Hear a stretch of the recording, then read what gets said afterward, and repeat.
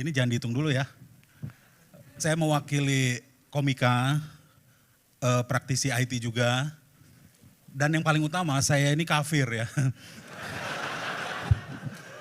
Dan itu kan yang coba ditarik ya Mas. Belum apa-apa udah politik identitas.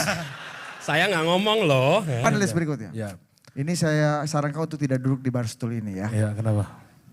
Kenapa? Biar lebih gagah. Gagah. Ya. Ya. Di belakang Mas Andi saja ya. Iya, iya. Lebih cocok. Oke, kita akan panggil Semina Slim Boy. Nih galak di Twitter nih Mas. Galak. Sama pendukung yang lain. Sama Iya. pendukung. Sama Mas Anies mah enggak dia. Iya, galak, Pak. Jangan. Gua nggak usah duduk ya. Iya. Terserah. Jadi Kesulitan anatomi. Nobody cares to lele kan. Oke, Ya, siap. benar. Lanjut. Selamat siang Mas Anies. Selamat siang Mas Emi. Mas Anies saya mewakili, ini jangan dihitung dulu ya. Saya mewakili komika, praktisi IT juga. Dan yang paling utama saya ini kafir ya. Dan itu kan yang coba ditarik ya Mas. Belum ya. apa-apa udah politik identitas. Saya nggak ngomong loh. Ya. Sebenarnya identitas nggak apa-apa, hanya jangan dipolitisasi. Nah, barusan dipolitisasi. Enggak, tapi ini menunjukkan ada ya di grassroots seperti itu. Saya ingin tahu di sini yang datang yang Kristen tepuk tangan dong. Mana suaranya? Weh. Itu ya Kristen tuh sedikit tapi arogan ya. Jadi kalau saya sebenarnya ada ketakutan residu dari 2017. Ada ketakutan itu. Saya sendiri saya ini pemilihan pragmatis. Untuk 2024 saya akan memilih pragmatis. Kenapa saya memilih nomor 1? Saya sudah memutuskan akan memilih Anda. Ya. Pragmatis saja, masa gua aktivis 98 milih Prabowo nggak mungkin. Masa milih Ganjar, masa PDI lagi 10 tahun gitu kan ya. Walaupun baju gua merah gitu. Jadi itu, tetapi dari orang pemilih pragmatis ini, jadi itu yang bisa dibilang Ari tadi, ya kalau orang tua, golongan tua di gereja saya nanya, kenapa lu pilih Anies? Dia kan intoleran dan sebagainya, jadi cap itu masih ada. Cap itu masih ada, jangan menutup mata, jadi pendekatannya seperti apa. Karena contoh, Mas Anies izinkan Christmas Carol di Jakarta, thank you. Juga meresmikan beberapa gereja, salah satunya gereja saya bukan HKBP ya, saya GBKP. Ya. Karo is not Batak ya. Itu camkan ya. Jadi kalau masih ingat ya ataukah itu cuma seremoni, harusnya ingat ada gereja di Tanjung Priok yang Anda resmikan. Ya di Semper, itu golongan saya ya. Jadi itu marga-marga Ginting, Sembiring dan sebagainya. Bukan yang HKBP gitu ya. Nah, tetapi sebenarnya akar masalahnya kan ada di SKB 2 Menteri.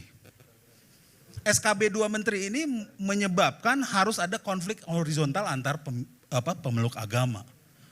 Yang oleh pemerintah Jokowi yang katanya toleran ini pun gak berani dibatalkan.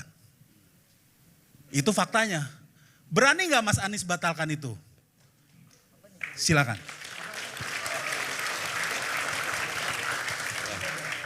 Mas Semi, terima kasih. Terima kasih sudah mengambil keputusan untuk mendukung walaupun dengan metode eliminasi. Betul. Nah, iya kan, betul kan? Iya, pragmatis lah. Memang betul, kita juga kalau ujian ABCD begitu kan. Iya. Ini bukan berarti ini gitu kan. Iya kan gitu. Iya. Enggak, dan itu adalah rational decision. Menurut saya yang kita harus hormati adalah proses rasionalnya itu. Apapun alasannya. Nah, kemudian yang kedua terkait dengan itu. Pengalaman kami di Jakarta nih Mas Emi. Ketika kita membereskan persoalan-persoalan IMB gereja dan masjid yang di situ dianggap bermasalah sampai puluhan tahun, kami tidak mengubah SKB 2 Menteri. Oke? Kami membereskan di lapangan. Kami menemukan di Indonesia ini seringkali ketika ada masalah diganti undang-undangnya. Ketika ada masalah diganti PP-nya. Padahal seringkali problemnya adalah pada level eksekusi. Ketika pada level eksekusi itu pemerintah daerah menseriusi, menavigasi apa yang sesungguhnya terjadi, bicara dengan semua pihak, terbuka apa adanya. Apa yang terjadi di Jakarta? Satu demi satu beres. Jadi kami melihat selama ini kita banyak yang tidak mau mengerjakan, lalu tutup mata, bukan kami ya, itu bupati, wali kota, gubernur, bukan kami ya, ini SKB-nya nih. Ini SK-nya yang harus diberesin. Tapi pengalaman kami di Jakarta, SKB-nya nggak kami ubah-ubah, kami nggak minta itu diubah. Tapi kami bekerja di lapangan dan apa yang terjadi? Hampir 40 tahun lebih itu Duri Kepah. Kemudian 30 tahun lebih di Priuk. bukan di Priuk. Di Priuk juga, tapi di Lubang Buaya. Itu beres itu. Dan kita berkomunikasi. Jadi saya melihat solusinya itu bereskan di level lapangan. Nah ini saya kembali to the point aja karena disuruh sama panitia juga to the point. Berarti nggak berani ya untuk Bukan. Membatalkan SKB itu ya? Pertanyaannya salah. Waduh. Bukan berani atau tidak.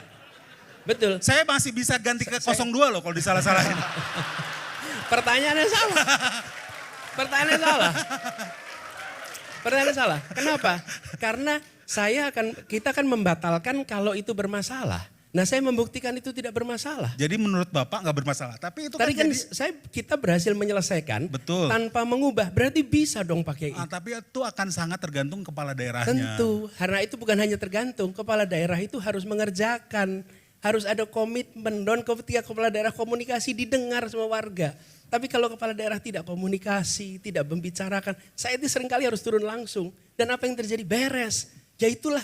Saya disumpah untuk menyelesaikan masalah. Gak bisa saya bilang ke orang lain yang kerjakan. Jadi ya tapi kan kalau di level presiden punya kuasa yang lebih tinggi. Tentunya punya regulasi yang lebih tinggi yang bisa diatur ya. Artinya kalau semua masalah nanti harus presidennya yang turun tangan ya. Bukan, justru kepala daerahnya. Kenapa? Sekarang saya tanya. Ada tidak? Ini sederhana sekali. Petunjuk dari pemerintah pusat bagaimana mitigasinya. Guideline itu nggak ada mas. Jadi ketika saya mengerjakan bukan karena petunjuk dari pusat. Pusat nggak ada guideline. Harusnya ini ada.